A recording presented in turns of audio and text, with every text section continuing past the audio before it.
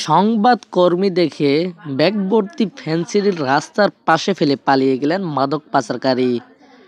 এই ঘটনাটি ঘটে শেরপুর নালিতাবাড়ী উপজেলা শহরের কালীনগর বাইপাস এলাকায়। গত শুক্রবার 20শে ডিসেম্বর বিকেলে শেরপুরের নালিতাবাড়ীতে পেশাগত কাজে যাচ্ছিলেন দুই সংবাদকর্মী। একই পথে মোটরসাইকেল হাঁকিয়ে ব্যাগভর্তি ফেনসিডিল নিয়ে চলে যাচ্ছিলেন মাদক পাচারকারী। সাংবাদিক দেখে গতি বাড়িয়ে ফেলায় নিয়ন্ত্রণ হারিয়ে রাস্তায় ছিটকে পড়েন এই কারবারি। ব্যাগভর্তি ফেনসিডিল ততক্ষণে ব্যাগ ফেটে রাস্তায় ছড়িয়ে পড়ে।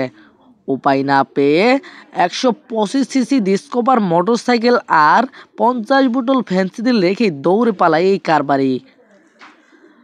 দৈনিক সংগ্রাম পত্রিকার নালিতাবাড়ী প্রতিনিধি আল হেলাল ও দৈনিক ভোরের বাণী প্রতিনিধি সারোয়ার হোসেন বলেন, বিকেলে মোটরসাইকেল যুগে পেশাগত কাজে শহরের বাইরে যাচ্ছিলাম। পথিমধ্যে কালীনগর বাইপাস এলাকায় আমাদের দেখে মাদক পাচারকারী ব্যক্তি বেপরোয়া গতিতে তার মোটরসাইকেল চালানো শুরু করেন। এ সময় নিয়ন্ত্রণ হারিয়ে অন্য গাড়ির পেছনে ধাক্কা লেগে রাস্তায় ছিটকে পড়লে ব্যাগে রাখা 50 বোতল ফেনসিডিল রাস্তা ছড়িয়ে পড়ে। ফলে দ্রুত ওই মাদক কারবারি মোটরসাইকেল ও ফেনসিডিল ফেলে পালিয়ে যায়। পরে পুলিশকে সংবাদ দিলে পুলিশ ঘটনাস্থলে ফেলে যাওয়া মোটরসাইকেল ও ফেনসিডিল জব্দ করে থানায় নিয়ে যায়।